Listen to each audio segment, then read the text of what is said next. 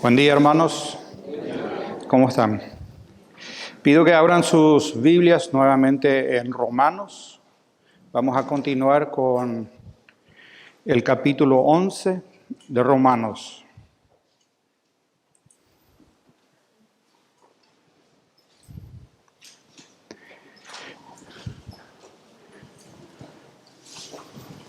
Hoy vamos a desarrollar los versículos 6 al 10. Pero quisiera leer nuevamente desde el versículo 1 para tener un mejor contexto. Dice así entonces Romanos 11, versículo 1. Digo pues, ¿ha desechado Dios a su pueblo? En ninguna manera, porque también yo soy israelita de la descendencia de Abraham, de la tribu de Benjamín. No ha desechado Dios a su pueblo, al cual desde antes conoció. ¿O no sabéis qué dice de Elías la Escritura, cómo invoca a Dios contra Israel diciendo: Señor, a tus profetas han dado muerte, y tus altares han derribado, y solo he quedado, y procuran matarme? Pero ¿qué le dice la divina respuesta? Me he reservado 7,000 hombres que no han doblado la rodilla delante de Baal. Así también, aún en este tiempo, ha quedado un remanente escogido por gracia. Y el versículo 6, y si por gracia, ya no es por obras. De otra manera, la gracia ya no es gracia. Y si por obras, ya no es gracia. De otra manera, la obra ya no es obra. ¿Qué pues? Lo que buscaba Israel no lo ha alcanzado, pero los escogidos sí lo han alcanzado, y los demás fueron endurecidos. Como está escrito, Dios les dio espíritu de estupor, ojos con que no vean y oídos con que no oigan hasta el día de hoy. Y David dice: se ha vuelto su convite en trampa y en red, en tropezadero y en retribución. Sean oscurecidos sus ojos, para que no vean, y agóbiales la espalda para siempre. Vamos a pedirle a Dios que nos guíe en esta mañana y vamos a orar. Padre, gracias por esta mañana. Gracias por que nuevamente podemos reunirnos acá, abrir tu palabra. Gracias porque tú nos enseñas, Padre, y dejamos en tus manos todo lo que estaremos viendo acerca de ti y especialmente acerca de tu gracia. En nombre de Cristo Jesús, amén. Como ya dije, el domingo pasado habíamos iniciado este pasaje y desarrollado los primeros 5 versículos. Pero yo leí completo desde el 1 hasta el 10 porque en realidad nos comunica una sola idea o una sola verdad. Y esa es de que Dios muestra su fidelidad con Israel, preservando un remanente de creyentes. Y esa salvación es por gracia. Lo vamos a desarrollar, lo venimos desarrollando en 2 domingos, porque este pasaje contiene enseñanzas muy importantes. En la primera parte, los primeros 5 versículos, explica que Dios no desechó a su pueblo aún en este tiempo donde puso de costado, puso de lado al pueblo de Israel por su desobediencia. Eso es lo que vamos a desarrollar en todo el capítulo 11.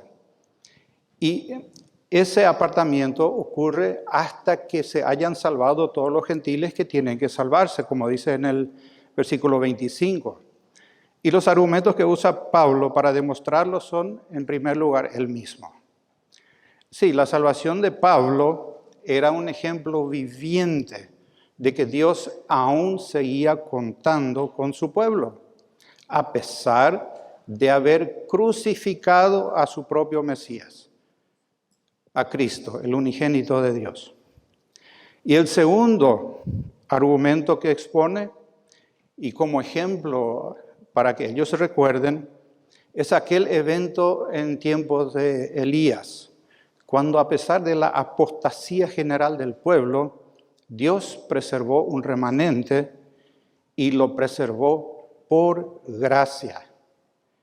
Así como ahora lo estaba haciendo y así como hoy lo sigue haciendo, está preservando un remanente, un grupo de creyentes, y lo hace solamente por gracia. En esta segunda parte que nos toca desarrollar hoy, que son los versículos 6 al 10, Pablo justamente resalta lo que dije recién, que la salvación es por gracia y no incluye obras humanas, en absoluto, de ninguna índole. Y que los que buscaban la salvación por obras no la encontraron. Y los que buscan hoy en día la salvación por obras no la encuentran y fueron endurecidos. Ahora, que la salvación es por gracia, creo que es un concepto que medianamente manejamos todos. O sea, todos sabemos eso, algo de eso. Y los israelitas también tenían que haber sabido de que la salvación era por gracia. Porque la Escritura, el Antiguo Testamento lo menciona. Por ejemplo, Habacuc 2:4 dice, el justo por la fe vivirá. No dice que por las obras vivirá, por la fe vivirá. Eso Pablo justamente ya había mencionado en el capítulo 1, versículo 17 de Romanos. Nunca la salvación había sido por obras.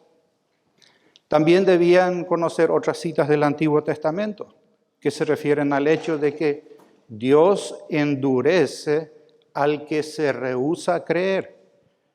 Y les menciona 2 citas bíblicas que así lo dicen. Toma primero Isaías 29:10 y después Salmo 69 del 22 al 23, que son los últimos versículos de nuestro pasaje. Ahora, me resulta interesante el juego de palabras que hace Pablo en el versículo 6. Voy a leer otra vez el versículo 6. Dice, y si por gracia, ya no es por obras. De otra manera, la gracia ya no es gracia. Y si por obras, ya no es gracia. De otra manera, la obra ya no es obra. Está clarito, pero parece confuso, ¿verdad? Pero nos preguntamos, ¿por qué tanto énfasis? ¿Qué es en realidad la gracia a que se está refiriendo Pablo? Bueno, tenemos una idea, todos sabemos más o menos lo que es gracia, siempre escuchamos, fuimos salvos por gracia, nuestra salvación es por gracia, pero creo que generalmente no conseguimos articularla bien en nuestra mente y probablemente no sepamos explicarla bien. Lo más probable es que no entendamos tampoco completamente el valor de la gracia y no la entendamos completamente. No la dimensionamos en su totalidad, en toda su amplitud, porque incluso lo tomamos a veces como algo obvio, algo lógico. Por eso no la valoramos lo suficiente. Pero les aseguro, una vez que entendamos verdaderamente lo que es la salvación, que es por gracia, con seguridad vamos a valorarla mucho más. Y vamos a poder disfrutarla, saborearla, sin importar las consecuencias que nos rodean. En esta mañana quiero enfocarme entonces en explicar lo mejor que pueda todo lo que abarca la gracia. Porque la sola gracia, que es uno de los 5 puntos de nuestra doctrina de salvación, como se la conoce también, es el don de Dios que recibe el pecador de forma inmerecida para su salvación.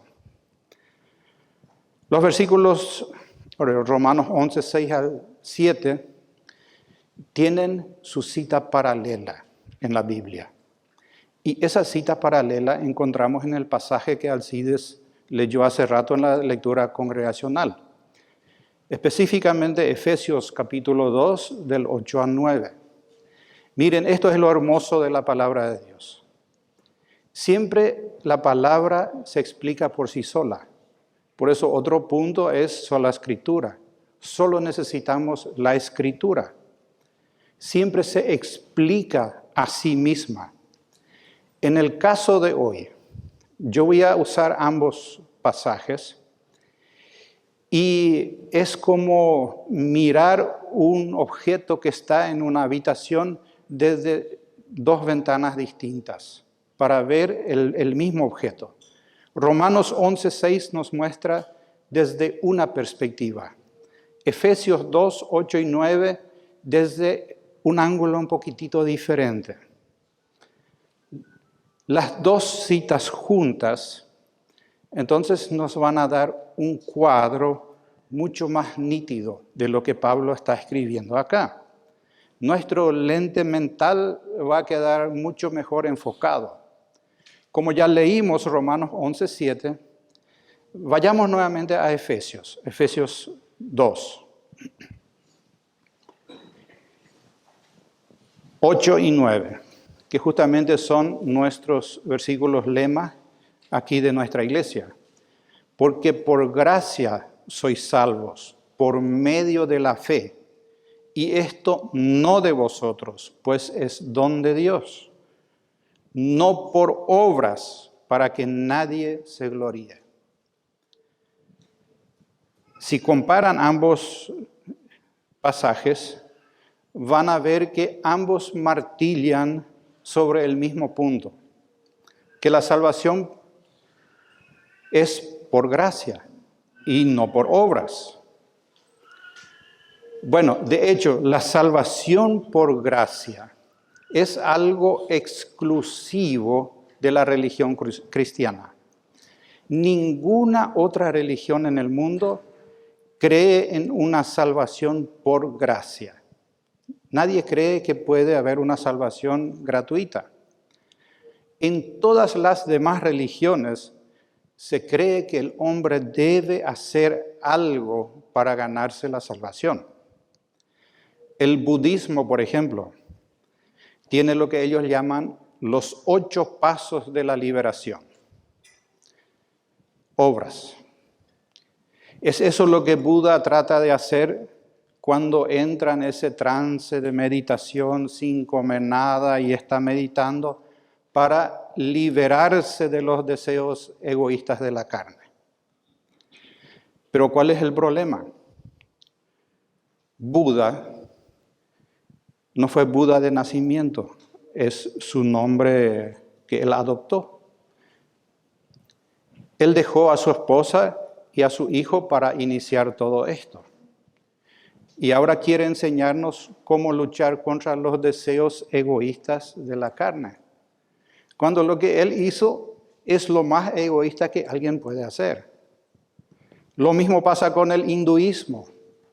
Creen en el karma. Dicen que el karma es la esencia del ser humano. Que si sos pobre, tenés enfermedades, la estás pasando mal, pues tu karma está feo. Y debes hacer algo para limpiar tu karma y llegar hasta el punto de unirte con Brahma. Todo es cuestión de obras. Todo es obras lo que ellos enseñan. También la religión musulmana manda a cumplir muchísimas reglas. Eso tiene que ver nuevamente con esfuerzo humano, sin obras. O sea, son obras. Y así también los judíos creyeron que se salvaban por observar los mandatos de la ley, como guardar el sábado, la circuncisión, etcétera, etcétera. Pero Dios nunca dijo eso. Nunca dijo que eso fuese así, sino que a Abraham y todos los creyentes del Antiguo Testamento se salvaron por gracia por medio de la fe. Ellos a la verdad creían en el Mesías que iba a venir. Nosotros nos salvamos creyendo en el Mesías que ya vino. Es la única diferencia que tenemos con ellos. En la religión cristiana tenemos entonces la única religión en todo el mundo donde las obras valen exactamente cero para la salvación. No valen nada, absolutamente. Y no valen cero porque Dios decidió no darles ningún valor, sino que valen cero porque no tienen luego valor alguno. No tienen. ¿Por qué? Porque están teñidas. Todas nuestras obras están teñidas, manchadas con pecados. Empecemos a ver entonces cómo obra la gracia en nosotros para nuestra salvación. En Efesios 2:1 dice, y nos pinta cuál fue nuestra situación. Él os dio vida a vosotros cuando estabais muertos. Cuando estabais muertos en vuestros delitos y pecados. Nosotros estábamos muertos espiritualmente. Y un muerto no puede hacer absolutamente nada por sí mismo. Nunca nadie vio un muerto que pueda hacer algo. El muerto no oye, no cree, no entiende. Está muerto. Esa fue nuestra condición antes. Éramos hijos de la ira. Estábamos destinados al infierno.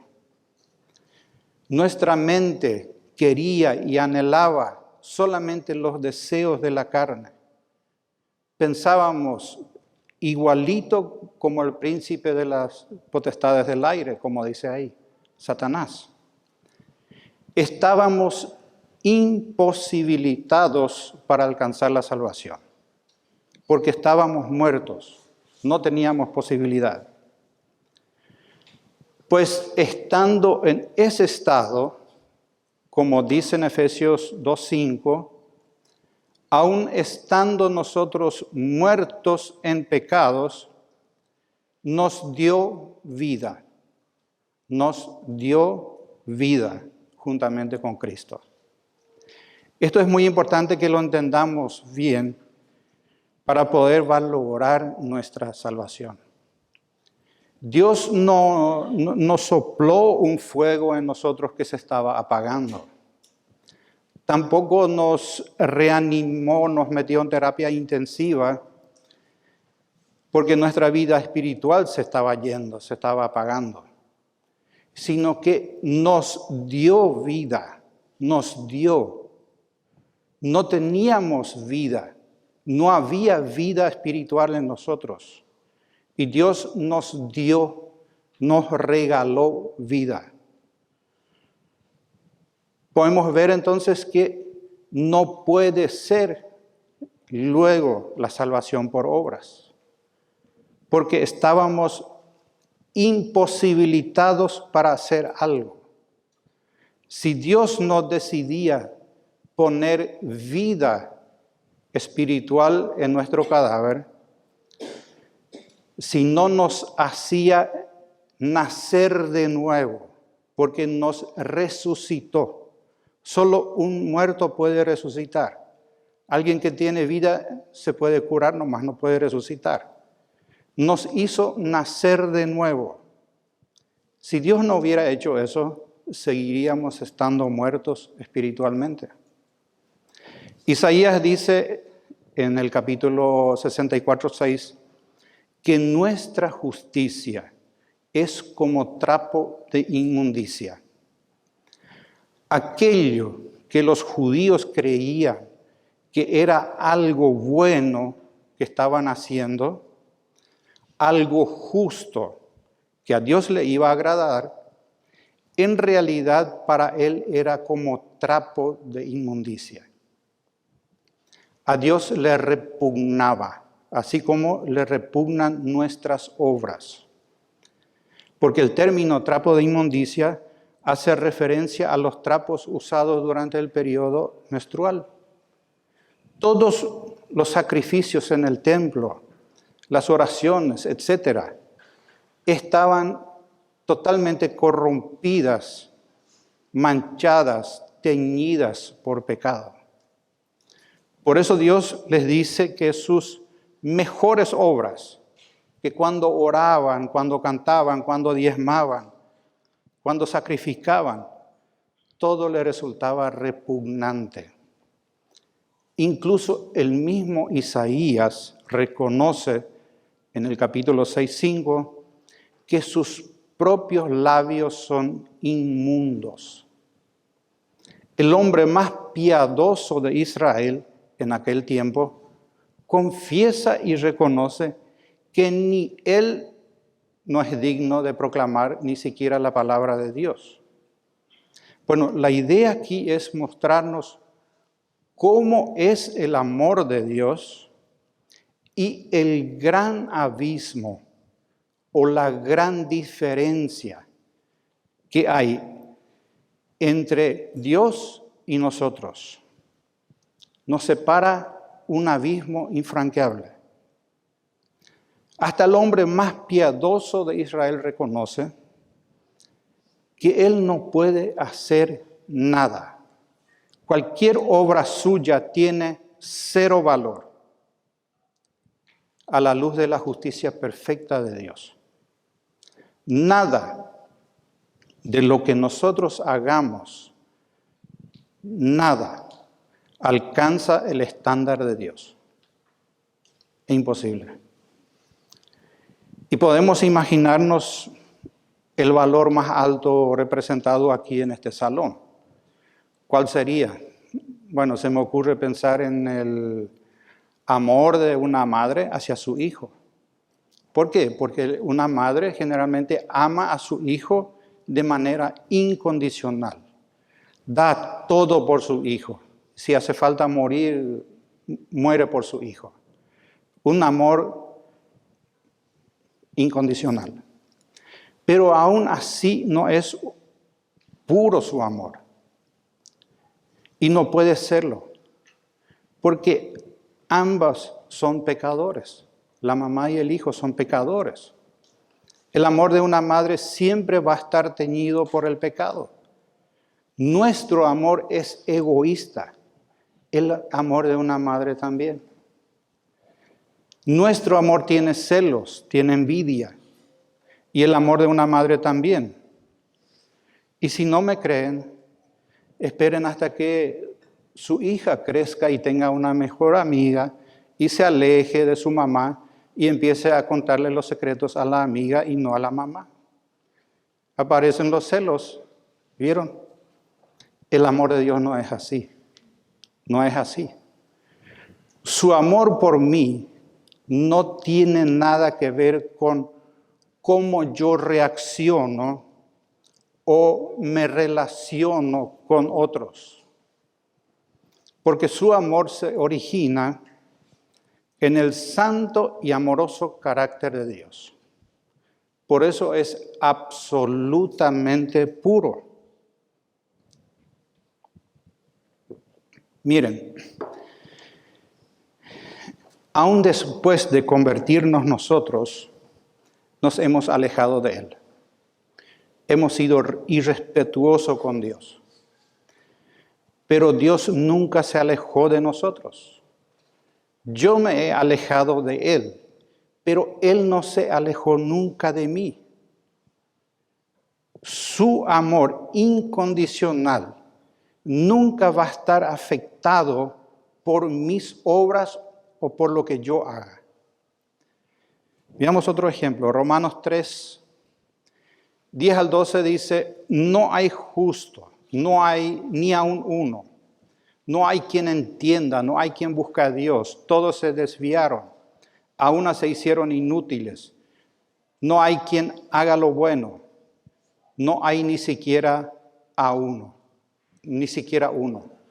Esos somos nosotros. ¿Cuántos justos existen según este texto? Ninguno. ¿Cuántos buscan a Dios según este texto? Ninguno. Es el amor de Dios que anda buscándonos a nosotros. Es Dios el que anda permitiendo permanentemente que pasen cosas en nuestra vida para que nosotros nos acerquemos de Él, para que nos acordemos de Él. Les aseguro que si Dios cumpliese todos nuestros deseos, pues tú y yo probablemente nos olvidaríamos de Él. Lo más seguro. ¿O no? Miren, solamente tiene que enfermarse mi hijo y ya estoy ahí cerca de Dios. Solamente tengo que pasar por una necesidad extrema y estoy rogándole a sus pies. Eso somos nosotros, así somos. Esto nos pinta el corazón humano, que así es. Primero no le buscamos a Dios antes de convertirnos. Y después de haber sido regenerados, seguimos con la misma tendencia. Permanentemente tendemos a alejarnos de Dios. Eso somos nosotros. Resalté todo esto para entender cuánto necesitamos la gracia de Dios. ¿Cuánto la necesitamos? Primero, absolutamente para nuestra salvación. Y segundo, absolutamente todos los días. Y para todo. Todos los días y para todo. Es la gracia de Dios que esté parado aquí hoy. Es la gracia de Dios que me da salud. Es la gracia de Dios que le permitió venir a ustedes, que no tuvieran percance por el camino. Es su gracia que nos permite entender, aunque sea un poquitito de su palabra. No lo podemos entender por nuestra propia cuenta. Todo ocurre por medio de la gracia de Dios. Su gracia lo es todo, absolutamente todo. Y su gracia es para su gloria. Ese es el lugar de donde tenemos que ver nuestra vida. Ese es el lugar de donde tenemos que ver nuestra salvación. Tenemos que tener una visión Dios-céntrica de nuestra salvación. Y justamente ese es el mayor problema de muchas iglesias hoy en día. Muchos predican una salvación centrada en el hombre, cuando las Escrituras nos revelan algo totalmente distinto. Y voy a decir algo que probablemente les puede chocar a algunos, porque va en contra de lo que generalmente creemos o en contra de lo que alguna vez se nos ha dicho. Mire, el objetivo principal de la salvación tuya no eres tú, sino la gloria de Dios.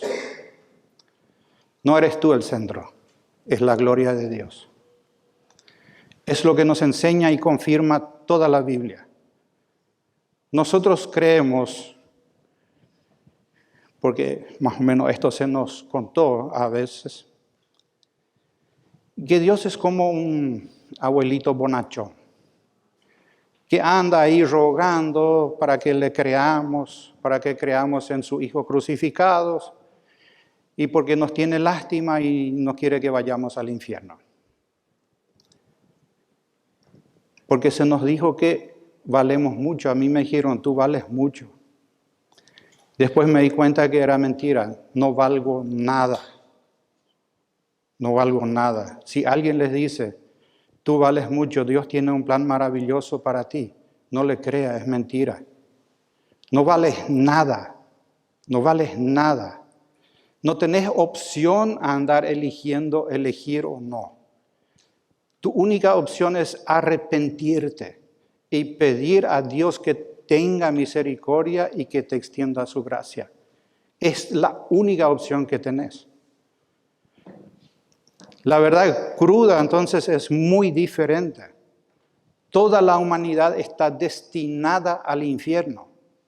Ese es nuestro lugar. Pero Dios, que es rico en misericordia, según Efesios 2:4, decidió salvar a algunos para su gloria, dice Isaías 43:7. Y esos que Él decidió salvar fueron escogidos por gracia, Romanos 11:5. Esa es la verdad. Dios revela de manera clara que todo ha creado para su propia gloria. Y si todo creó para su propia gloria, eso incluye la salvación. El resultado no más es que no te vas al infierno. Pero esto ocurre para la gloria de Dios. Entonces, el objetivo principal no eres tú, sino es la gloria de Dios. No hay absolutamente nada en el universo, incluyendo el infierno mismo, que no sea para la gloria de Dios. Y es duro lo que estoy diciendo. Hasta el infierno proclama su gloria. ¿Cuál es el atributo de Dios que proclama el infierno? Su justicia. Está para la gloria de Dios. Todo, absolutamente todo proclama la gloria de Dios. El firmamento proclama la gloria de Dios. La cruz proclama la gloria de Dios. Porque proclama su gracia. La cruz proclama su amor. Proclama su misericordia, su fidelidad, su justicia. Miren, alguien tenía que pagar por el mal que hizo el hombre, por el mal que tú y yo hicimos. Alguien tenía que pagar, porque Dios es justo y su justicia tenía que ser glorificada. ¿Y quién pagó? El Hijo pagó para glorificar al Padre. Los beneficiados resultamos ser tú y yo, y por gracia, como regalo. La gracia ha sido definida por alguien como recibir lo que no merecemos. En este caso, recibimos el cielo y no lo merecemos.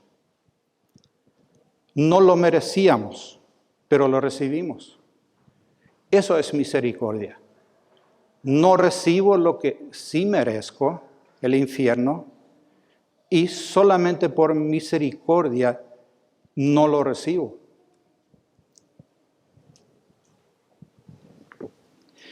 Miren, hay una diferencia entre gracia y misericordia. Voy a explicarlo. Todos sabemos que existen dos tipos de ángeles. Están los ángeles que están en la presencia de Dios y están los ángeles que han caído y que ahora lo llamamos demonios. Los ángeles que no cayeron, que hoy están en la presencia de Dios, están ahí por gracia. Recibieron gracia. Pablo en 1 Timoteo 5:21 los menciona y los llama a los ángeles escogidos. Los ángeles escogidos son aquellos que están en la presencia de Dios. Ahora, ellos no experimentaron misericordia para estar ahí. Sí recibieron gracia porque fueron escogidos. Porque para experimentar misericordia se requiere que alguien peque. Que alguien peque y que Dios no le dé el castigo que le toca recibir. Eso es misericordia. Cuando alguien peca y Dios no le da el castigo que debe recibir. Pero depende únicamente de Dios a quien decide exonerar. A quien decide salvar en su amor incondicional. Lo explico de esta manera. ¿Te enamoraste en alguna ocasión de tu esposa? Y eso no brotó de un corazón bueno. Brotó de tus ojos para que te guste la figura. Pero no conocías la persona que estaba dentro de ese cuerpo. No sabías si era buena o mala persona. Su figura te atrajo. Y así comienza y sigue la historia. Pero cuando Dios me miró a mí, no dijo, wow, qué buen mozo este tipo. No dijo eso. No dijo. Dios miró mi condición de pecador y dijo, increíble, son todos iguales, todos unos inútiles. Eso es lo que Dios dijo cuando me miró a mí. Mira, ese es su corazón malo. Fue lo único que Dios dijo. Y así me amó. ¿Por qué? ¿Saben por qué? Porque sí. Porque sí. Es la única razón. Porque sí. Porque de Él brotó amarme en mi condición corrompida, donde yo estaba, literalmente hablando. Eso es lo que expresa Romanos 11, 5 al 6. Con estas palabras, volvamos a leer. Así también, aún en este tiempo, ha quedado un remanente escogido por gracia. Escogido por gracia. Y si fue escogido por gracia, ya no es por obras. Sigue en el versículo 6. Vemos entonces que la gracia y las obras se autoexcluyen. Si es por gracia, ya no puede ser por obras. Si es por obras, si fuese por obras, no hacía falta la gracia. Pablo deja bien claro que no pueden coexistir ambos. No puede ser por gracia con una pequeña ayuda adicional de obras, como lastimosamente la Iglesia Católica sostiene. Miren, supongamos que yo empleo a alguien y le prometo pagar 3 millones al mes. Cuando termina el mes, le doy sus 3 millones. ¿Eso fue por obras o por gracia? Fue por obras. ¿Por qué? Porque se lo ganó. Trabajó y se lo ganó y le retribuí. Ahora, si a fin de mes le doy los 3 millones que habíamos acordado y encima le doy otros 2 millones, simplemente porque brotó en mi corazón hacerlo. Ese adicional de 2 millones ya no fue porque se lo ganó, porque no lo habíamos acordado, no lo merecía, pero yo decidí dárselo por gracia. Así también la salvación. Como yo no la merezco en absoluto, es completamente por gracia. No hay nada suficientemente bueno que yo pueda hacer para que Dios me diga, mira, toma, tenés la salvación, es tuya, te la ganaste. No existe. La gracia es un concepto que generalmente no logramos entonces entender en su totalidad. A veces la entendemos mentalmente, pero después nos conducimos como si fuera que no. ¿Por qué? Porque estamos tan acostumbrados a pagar por todo. A veces incluso aquellos de nosotros que estamos más acostumbrados a pagar por absolutamente todo, porque todo tiene un precio, ni siquiera sabemos recibir regalos. Cuando en nuestro cumpleaños nos van a regalar algo, decimos que no hace falta, no era necesario. Yo tengo luego todo, no necesito. ¿Por qué? Porque estoy acostumbrado a pagar lo que recibo. Por eso ni siquiera tengo la gracia para poder recibir un regalo. Bueno, de esa misma manera, a veces yo no tengo ni siquiera la gracia para asimilar lo que Dios me está dando por gracia. Lo que Él me da por gracia es mi salvación. Y yo nuevamente necesito un elemento de gracia hasta para aceptar y comprender la gracia que Él me da. Cuando nos disponemos a meditar en esa verdad, nos damos realmente cuenta cuál es nuestra condición.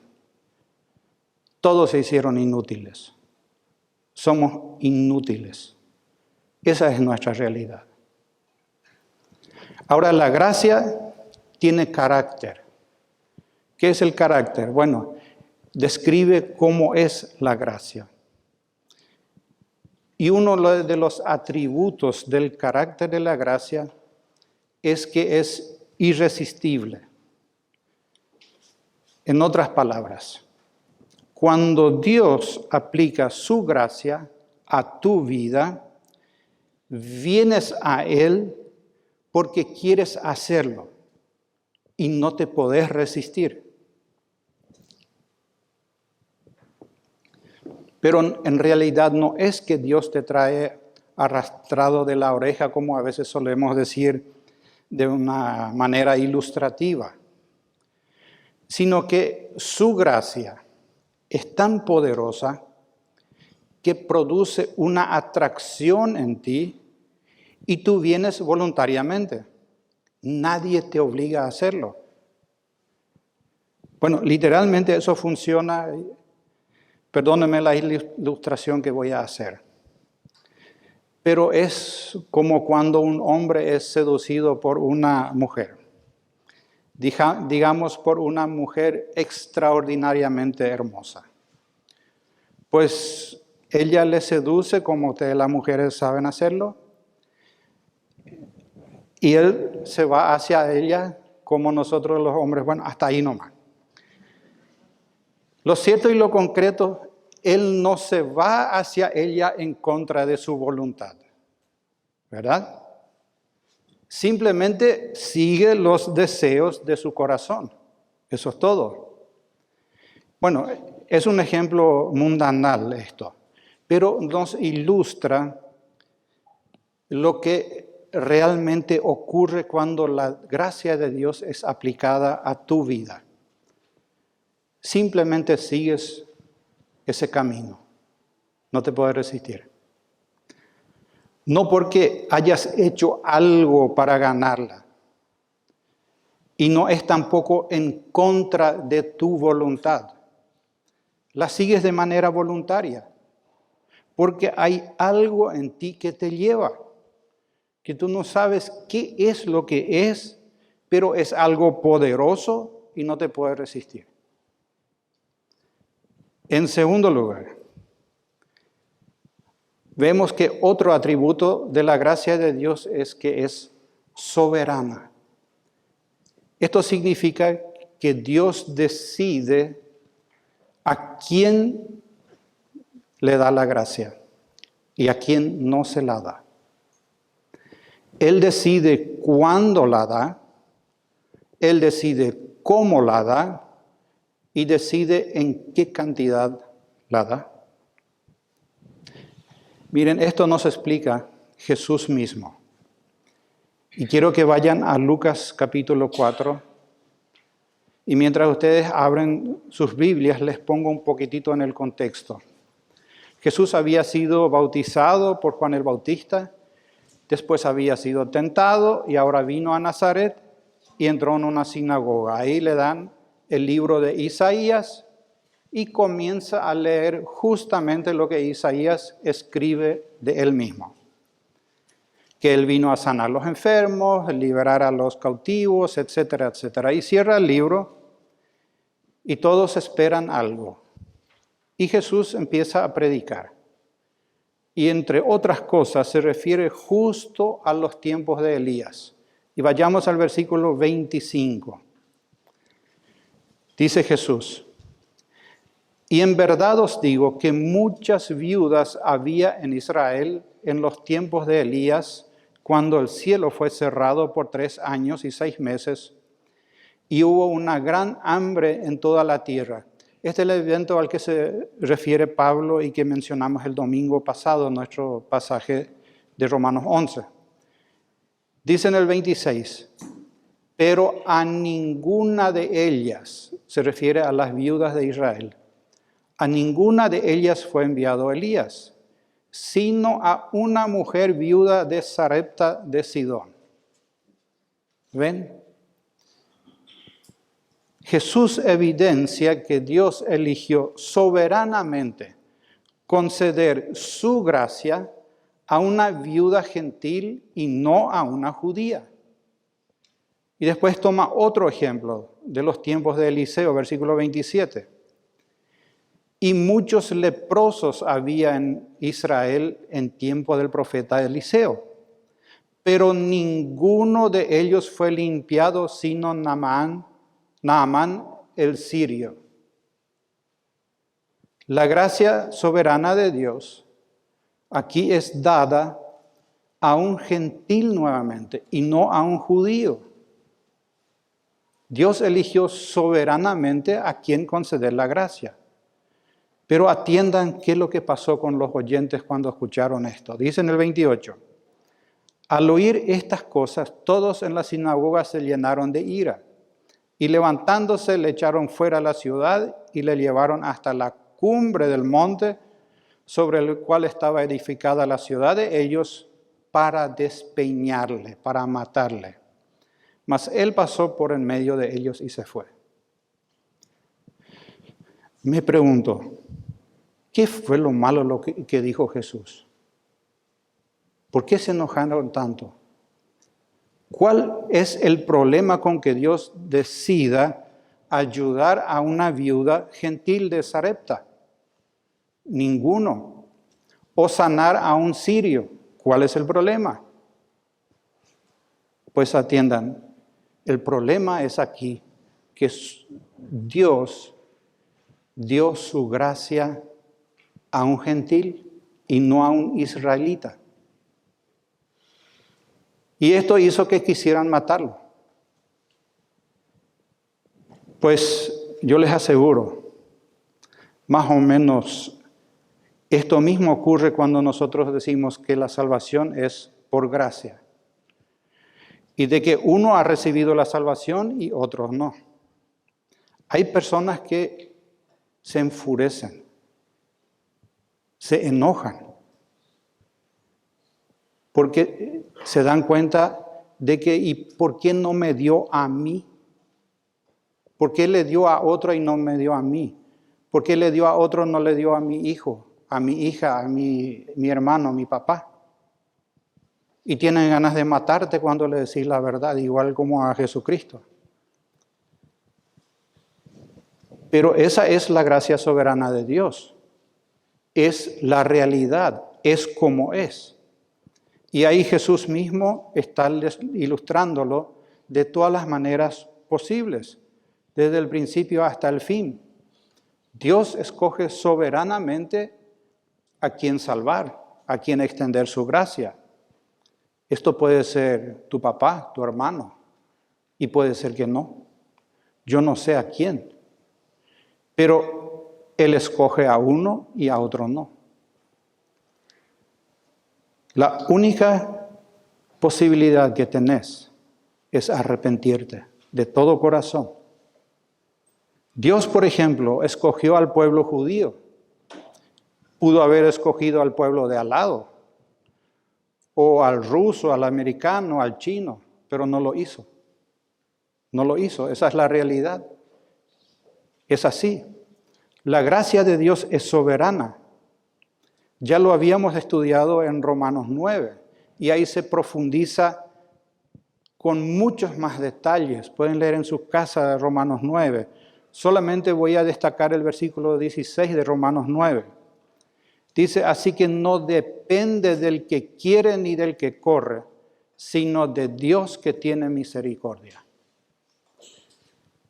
y menos mal que no depende del que quiere, porque hace rato vimos que nadie quiere. Menos mal que depende de Dios. Sino que Dios sabe que yo necesito su gracia, pero estoy incapacitado incluso para buscarla. Y no es cierto que hay un grupo de gente buscando a Dios. Y Dios le dice, no, hoy no tengo ganas de tener misericordia con nadie. No existe. No, es que nadie quiere. Esa es la realidad.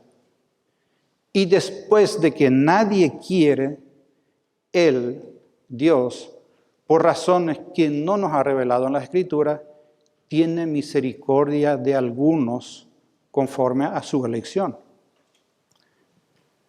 Eso en el pueblo de Israel se llamó el remanente que Pablo menciona.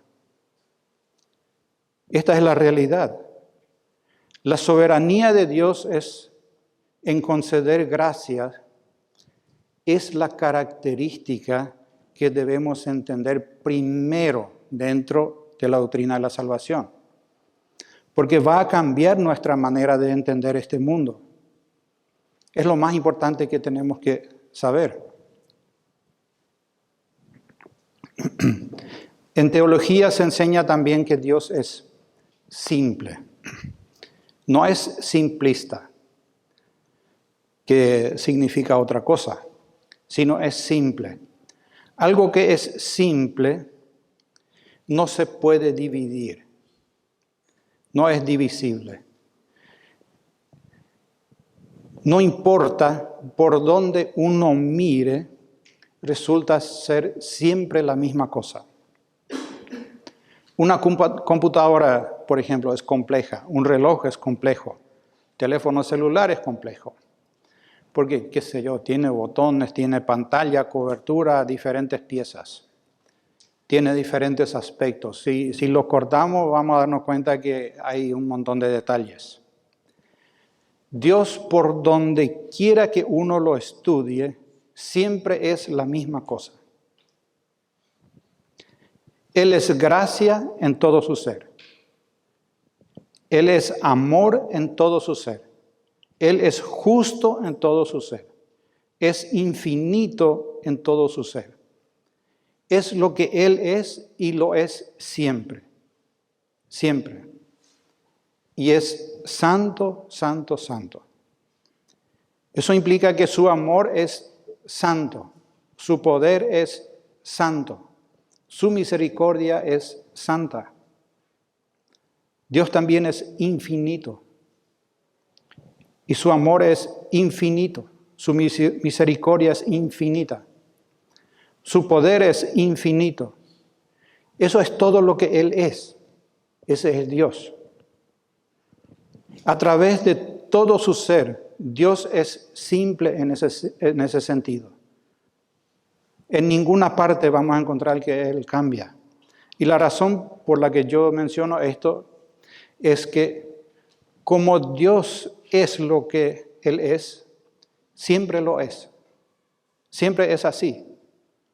Es por eso que Dios extiende su gracia aún al malvado, aún a mí y a ti, para salvarnos. Esa es la razón. Porque Él no puede hacer otra cosa de lo que Él es. Y por eso incluso concede una gracia general para todos, incluso a aquellos que son inconversos. Lo llamamos gracia común, porque la gracia que nosotros recibimos para salvación es una gracia especial. ¿Dónde nosotros podemos ver la gracia común o general expresada? Bueno, nos da un ejemplo Mateo 5:45, dice: para que seáis hijos de vuestro Padre que está en los cielos, que hace salir su sol sobre malos y buenos, y que hace llover sobre justos e injustos. Esa es la gracia común. Dios no hace llover solamente sobre el campo de los creyentes. Y el campo de los inconversos no, ahí no. Ahí en tu casa, en tu chacra no va a llover. Cuando llueve, llueve sobre todo, completamente todo. Cuando sale el sol, sale para todos. Es una gracia común para todos. De manera que antes incluso de venir a los pies de Cristo, ya habíamos recibido gracia de parte de Dios. Otra cita tenemos en el Mateo 6:26, no voy a leer. Pero ahí dice que Dios alimenta a las aves de los cielos, hace florecer las flores del campo. Dios, por ejemplo, no dice, esta planta de pomelo pertenece a un incrédulo. Esa no va a dar fruto porque su dueño es incrédulo. No. Hay incrédulos que tienen preciosas plantas de pomelo. La gracia común es parte del cuidado de Dios con su creación. Y siguen los ejemplos en Mateo 6. Y llega al versículo 30 y nos tildan los hombres de poca fe. El énfasis es la poca fe en su gracia. Nuestra poca fe. Siendo que su creación revela todos los días su gracia y la revela por todos lados. ¿De qué otra manera podemos ver también la gracia de Dios operando? O sea, ¿qué más caracteriza la gracia de Dios? Pues la gracia de Dios restringe también el pecado. ¿Por qué nuestra sociedad, que nosotros creemos que está mal, no está peor de lo que está? Por la gracia de Dios. Si Dios abandonara esta sociedad, le quitara su gracia restrictiva, nosotros veríamos una sociedad mucho más violenta, mucho más inmoral de la que estamos viendo hoy en día. Solamente porque Dios restringe el pecado, no estamos peor. Cuando Dios endureció el corazón de Faraón, miren, Dios no hizo nada para inyectarle más pecado al corazón de Faraón. No. Dios hizo una sola cosa. Él estaba restringiendo a Faraón. Y en un momento dado, soltó su corazón y dejó que haga lo que quiera. Y el corazón de Faraón se fue endureciendo y se fue endureciendo. Porque ya no tenía la gracia restrictiva de Dios. Es lo que Pablo menciona en nuestro pasaje, Romanos 11, versículo 7b. Y los demás fueron endurecidos. Dios quitó la gracia restrictiva.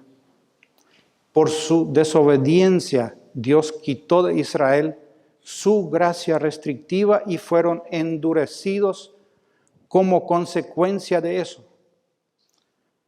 Ahora pensemos un poco en nosotros para ver cómo funciona esto en nosotros. Cuando pensamos mal de una persona, pero después nos sentimos mal por eso, ¿qué pasó ahí? Es la gracia de Dios actuando sobre tu conciencia. Si Dios retira esa gracia, tu conciencia ya no te va a molestar. Entonces, aparte de pensar mal de una persona, le vas a hablar mal a alguien. Y luego le vas a hablar peor. Y después ya le das un puñetazo. Pero vas a estar tranquilo. Tu conciencia no te acusa porque Dios retiró su gracia restrictiva. Y luego vas a matar a alguien. Y después vas a matar a 5 y después te convertís en Hitler. Así es. Si Dios retira su gracia restrictiva, ese es el desenlace que nos espera. Así que dependemos de su gracia restrictiva, absolutamente. Ahora, cuando nosotros hablamos de gracia, es importante entender también la diferencia entre gracia y justicia.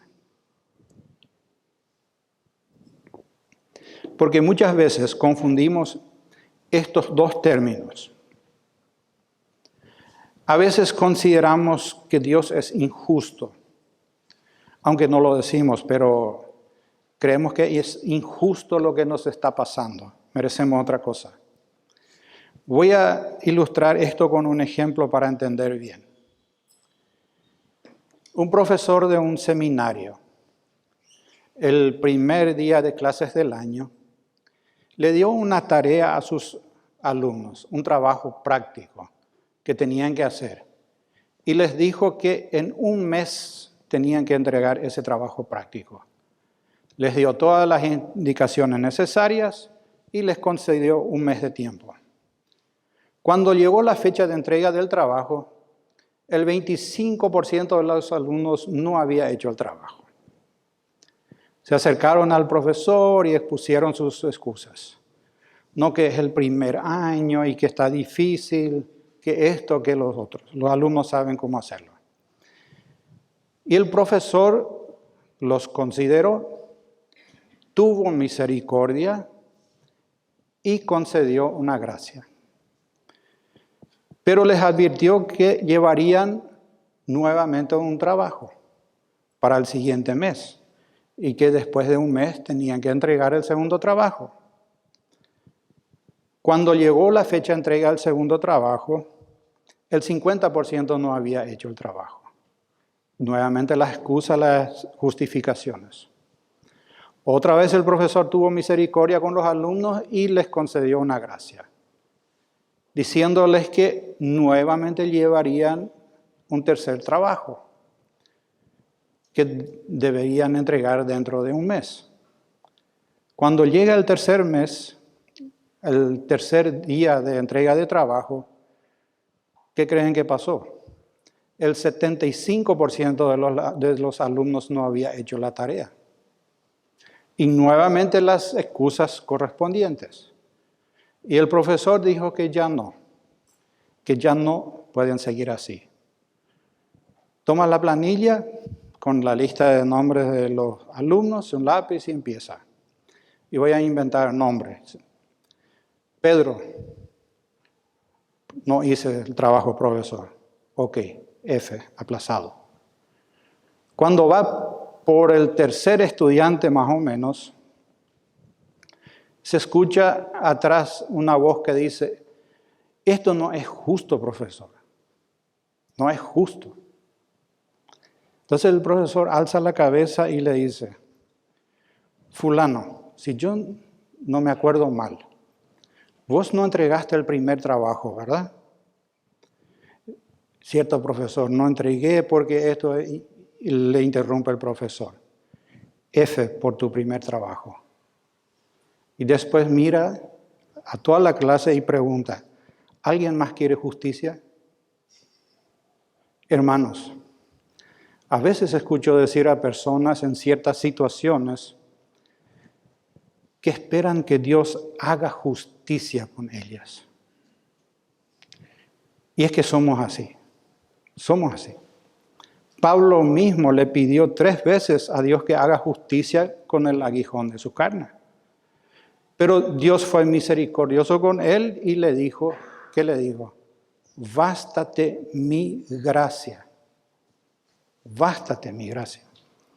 Nunca pidamos a Dios que haga justicia con nosotros. No. Porque bien puede volver al principio como el profe y aplicar justicia. Lo que tú y yo necesitamos es su gracia. Pidámosle su gracia, no su justicia. Ahora, Dios ciertamente permite que un grupo de personas vaya al infierno. Lo permite.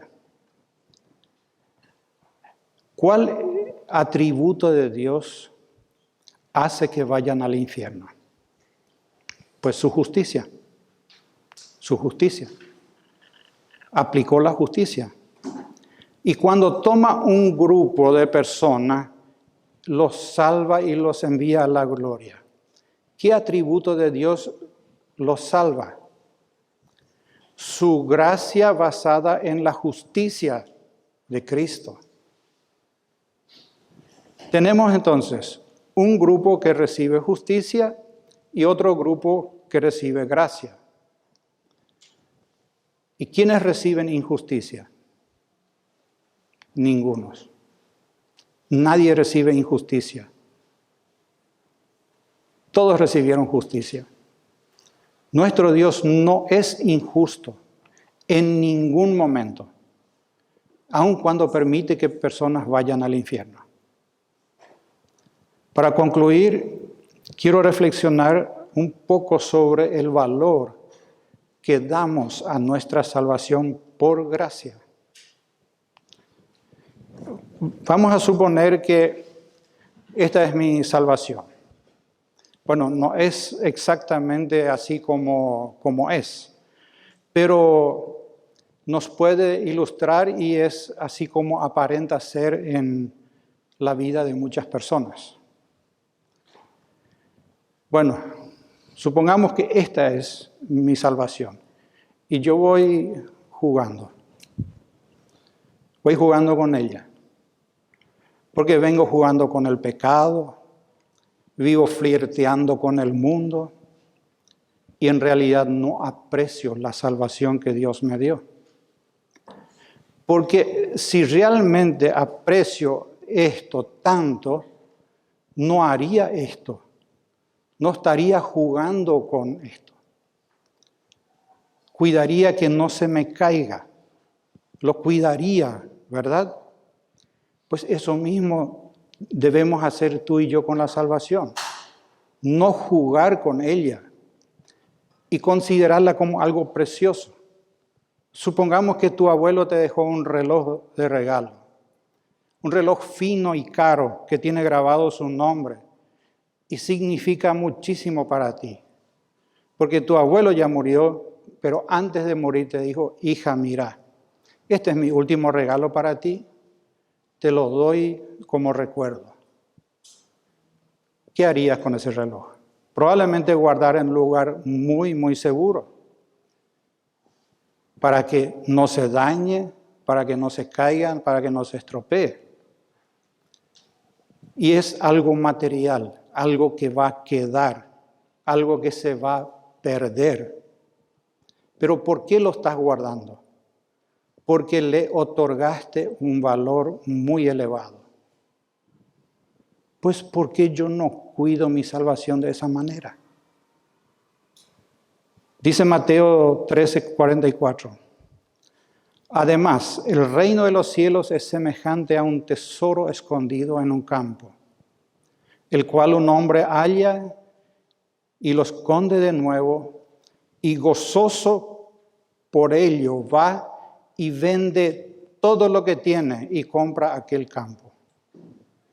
Tenía muchísimo valor.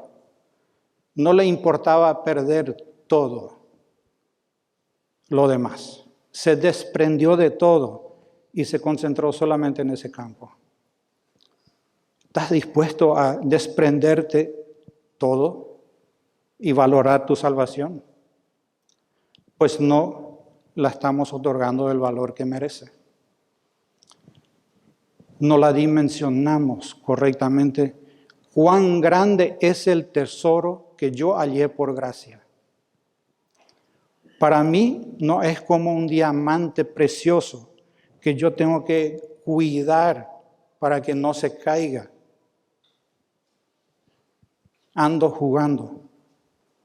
Y la única forma que tenemos de otorgarle a nuestra salvación el valor que realmente se merece es cuando finalmente entendemos cuánta gracia hay en nuestra salvación, cuánta gracia hay en nuestra vida y cuánto costó mi salvación al que la pagó, porque yo no la pagué. Recién entonces yo voy a poder realmente cuidarla y apreciarla como se merece. Voy a dejar de flirtear con el mundo. Entender y comprender la salvación por gracia debe moldear tu vida de una manera totalmente diferente. Vamos a orar. Padre, gracias te damos en esta mañana por tu inmenso amor, por tu gran misericordia y por la gracia que tú nos extendiste. No tenemos palabras. Y Padre, nos avergonzamos delante de ti porque no valoramos muchas veces la salvación que tú nos das. Te pedimos que tú nos perdones y que tú nos ayudes a vivir nuestras vidas realmente apreciando la gracia que tú nos extendiste. Te dejo en tus manos, en nombre de Cristo Jesús. Amén.